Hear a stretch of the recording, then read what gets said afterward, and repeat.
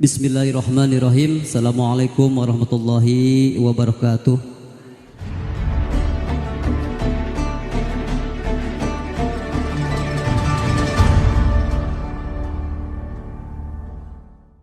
Kun fayakun merupakan sebuah kalimah. Mempunyai arti yang sangat mendalam. Lalu, apa sebenarnya makna dari kun fayakun? Telah menjadi ketentuan, menurut ahlu iman yang kuat, dan ketauhidan yang sempurna, bahwa Allah Maha Mampu atas segala sesuatu. Kekuasaannya Maha Suci, dan tanpa batas. Maka baginya kekuasaan penuh dan keinginan yang sempurna, sekaligus akhir dari semua masalah. Kalau menginginkan sesuatu, maka akan terjadi seperti yang diinginkan, dan pada waktu yang diinginkan, serta dengan cara yang diinginkannya pula. Allah pencipta langit dan bumi. Dan bila Dia berkehendak untuk menciptakan sesuatu, maka cukuplah Dia hanya mengatakan kepadanya, jadilah, lalu jadilah ia. Quran Surah Al-Baqarah, ayat 117. Inilah makna kun fayakun. Tentang manusia yang ikhlas, Al-Quran menggambarkan dua keadaan, yaitu al-mukhlisin, mereka yang berusaha untuk ikhlas, dan al-mukhlasin, yaitu mereka yang mendapat anugerah ikhlas atau diikhlaskan oleh Allah. Lalu apa hubungannya ikhlas dengan kun fayakun? Dalam video ini selanjutnya, saya akan menguraikan tentang pemahaman dari makna ikhlas, apa kendalanya, serta tata cara untuk meningkatkan derajat ikhlas kita, hingga mencapai titik di mana lidah kita bisa memiliki kekuatan kun fayakun. Untuk penjelasan tentang ikhlas, sengaja saya kaji lebih dalam lagi, karena ikhlas adalah fondasi dari kekuatan kun fayakun, yang menjadi topik utama kita kali ini. Sebelum saya lanjutkan, mohon bantu channel ini, dengan klik tanda subscribe, tanda lonceng, dan tanda like. Gratis tapi berpahala, untuk menambah motivasi saya, dalam membuat video, dan mengungkapkan rahasia di balik amalan-amalan dalam Islam, yang saya kemas secara mudah, dalam dan terstruktur.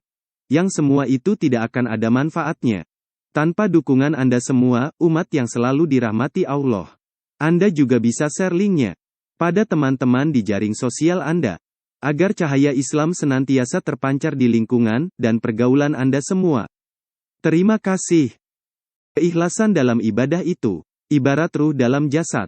Jasad tanpa ruh menjadi bangkai yang tidak bernilai. Demikian pula amalan. Jika dilakukan tanpa keikhlasan, maka tidak ada nilainya. Bahkan suatu amalan tidak dikatakan amal soleh tanpa keikhlasan. Banyak dalil, baik dari Al-Quran maupun Sunnah, yang mengajak untuk selalu ikhlas. Allah berfirman, padahal mereka tidak disuruh, kecuali supaya menyembah Allah, dengan memurnikan ketaatan kepadanya, dalam menjalankan agama dengan lurus. Quran Surah Al-Bayyinah, ayat 5. Allah juga telah berfirman, dan siapakah yang lebih baik agamanya daripada orang yang ikhlas, menyerahkan dirinya kepada Allah, sedang dia pun mengerjakan kebaikan. Quran Surah An-Nisa, ayat 125. Menyerahkan diri kepada Allah artinya, memurnikan tujuan dan amal karena Allah. Sedangkan mengerjakan kebaikan ialah, mengikuti Rasulullah dan sunnah beliau. Dorongan berbuat ikhlas, dan besar pahalanya di sisi Allah. Di antara hal yang memotivasi untuk merealisasikan keikhlasan, adalah balasan yang disediakan oleh Allah, berupa pahala yang besar pada hari kiamat nanti.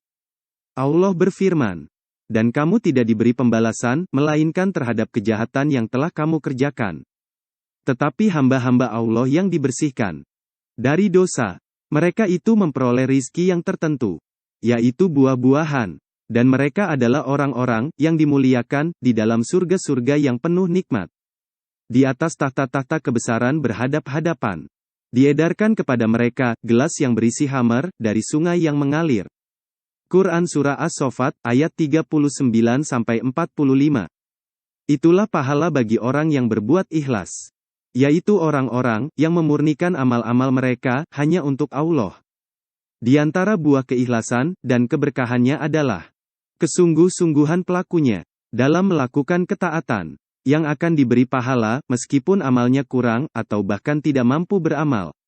Oleh karena itulah, Yahya bin Katsir berkata, pelajarilah niat, karena sesungguhnya, ia lebih mendasar daripada amalan itu sendiri. Niat adalah kata kunci dari tingkat keikhlasan kita. sekaligus yang menentukan amal ibadah kita diterima atau tidak. Jika amal ibadah kita hanya ditujukan kepada Allah, walau pada akhirnya kita memohon atau berharap sesuatu padanya, seperti pahala, ampunan, surga, rizki dan lain-lain, yang memang pada kenyataannya telah dijanjikan pada kita, seperti pada ayat di atas contohnya. Itu masih diperbolehkan, bahkan Allah suka kalau kita minta dan mengadu padanya. Itu tandanya kita sudah mulai berusaha untuk ikhlas dan masuk derajat mukhlis. Derajat mukhlis itu sebenarnya sudah tinggi. Bahkan para nabi terdahulu banyak yang termasuk al-mukhlisin. Derajat di atas mukhlis adalah mukhlas. Seorang hamba yang mukhlas, benar-benar murni cintanya. Hidup dan matinya, hanya untuk Allah semata. Dalam beribadah, semua diniatkan untuk Allah, tanpa mengharapkan imbalan apapun. Bahkan jika harus masuk neraka sekalipun, dia ikhlas, mengikuti kehendak Tuhannya. Derajat ini hanya bisa didapat atas kehendak dan anugerah dari Allah semata. Begitu mulianya derajat ini, hingga difirmankan dalam Al-Quran, Surah Al-Hijr, ayat 39 dan 40.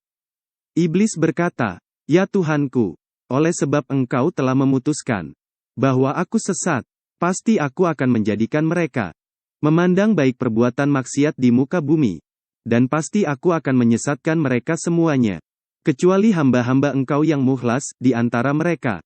Musuh utama dari ikhlas adalah riya. Iblis sangat paham tentang itu, dan berusaha menyeret kita ke sana. Melalui pujian dan sanjungan manusia atas ibadah kita, kedermawanan kita dalam bersedekah, atau keberanian kita dalam berjihad. Semua itulah yang menyeret kita ke neraka. Kita harus berhati-hati sekali di sini. Untuk melengkapi pemahaman kita semua tentang ikhlas, berikut pendapat para ulama salaf dalam menjelaskan keikhlasan. Abu Idris, semoga Allah mengasihinya, berkata, seseorang tidak akan bisa mencapai hakikat ikhlas sampai ia tidak suka dipuji oleh seorang pun atas amalan yang dikerjakannya untuk Allah. Imam Asy-Syafi'i, semoga Allah mengasihinya, berkata, seandainya engkau mengerahkan seluruh kemampuanmu untuk menjadikan semua manusia ridho, maka tidak ada jalan untuk mewujudkannya. Jika demikian, maka ikhlaskanlah amalan dan niatmu hanya untuk Allah semata. Diriwayatkan dari Bakar bin Mais, ia berkata, Arabi tidak pernah melihat seorang pun yang melaksanakan salat sunnah di masjidnya, kecuali sekali saja. Al-Amasi berkata, suatu ketika Hujaifah menangis dalam solatnya. Saat selesai solat, ia menoleh, ternyata ada orang di belakangnya. Maka ia berkata, janganlah sekali-kali engkau ceritakan ini kepada siapapun. Luar biasa sekali upaya para ulama salaf dalam menyembunyikan amal dan ibadahnya. Karena mereka paham betul akan dahsyatnya riya. Sampai di sini, kita sudah mendapatkan gambaran yang cukup tentang ikhlas. Lalu bagaimana kita bisa meningkatkan kadar keikhlasan kita? Untuk keperluan ini, kita pasang target kita di derajat mukhlas.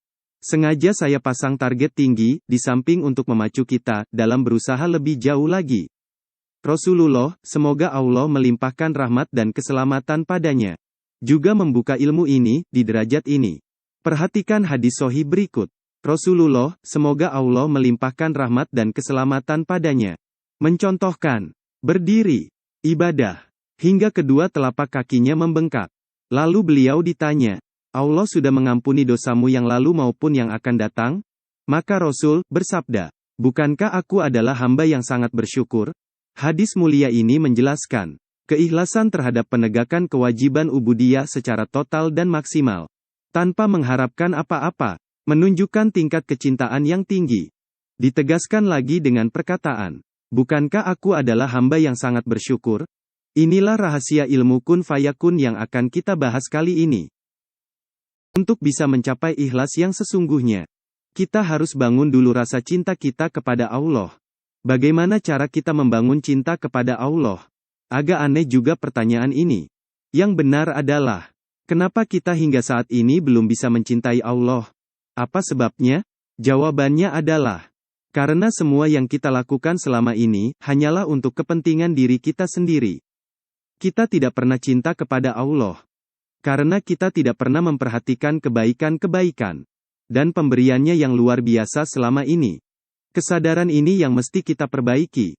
Caranya adalah dengan mensyukuri setiap apapun yang kita dapat, yang hakikatnya memang dari Allah. Setiap memperoleh rizki, katakan dalam hati, ini adalah anugerah dari Allah. Alhamdulillah.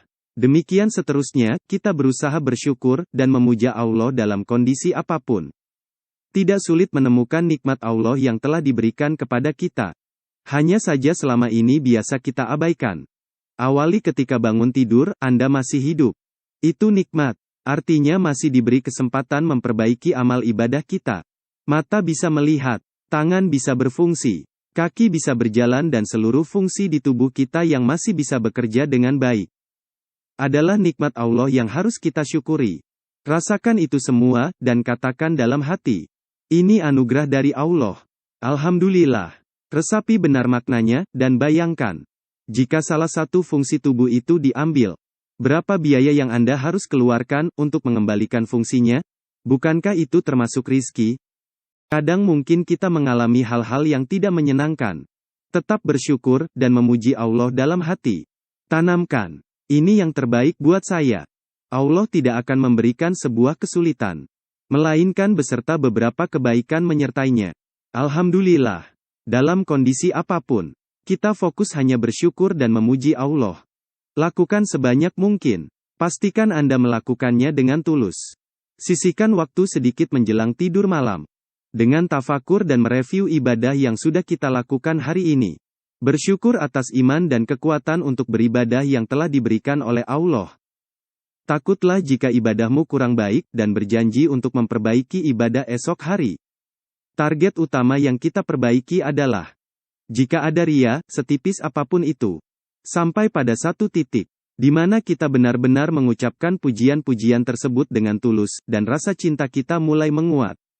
Di saat kita bisa melalui kesusahan, dengan tersenyum. Disitulah, tingkat keikhlasan kita sudah meningkat secara drastis, tanpa kita sadari. Dan Allah akan mengatakan, wahai hambaku, apabila mulutmu selalu memujiku, maka apapun yang keluar dari mulutmu pasti aku dengarkan. Disitulah, di ujung lidahmu ada nama kun fayakun. Apa yang kau ucapkan, pasti terjadi. Nah, itu dulu yang bisa saya sampaikan dalam kesempatan ini. Saya akhiri video saya di sini. Berhati-hatilah dalam memegang suatu kekuatan yang dianugerahkan kepadamu. Karena itu semua adalah ujian bagimu. Jangan merasa puas atas karomah yang didapat. Karena itu semua bukan tujuan penciptaan kita. Jangan lupa untuk dukung channel ini, dengan klik tanda subscribe, tanda lonceng dan tanda like. Gratis tapi berpahala. Tanpa dukungan Anda semua, channel ini tidak akan bisa berkembang. Masih banyak video-video yang akan saya buat, untuk membuka cakrawala pemahaman kita semua. Melintasi dimensi yang jarang dibicarakan orang, melalui ayat-ayat Allah tentunya. Akhir kata, semua kekuatan adalah milik Allah, dan Allah sangat menghargai usaha kita untuk lebih maju lagi. Terima kasih sudah menonton video dan mendukung channel ini. Mohon maaf atas segala kekurangan yang ada. Semoga kita semua termasuk golongan orang-orang yang bersuci dan bertaubat. Amin amin amin, ya robbal alamin.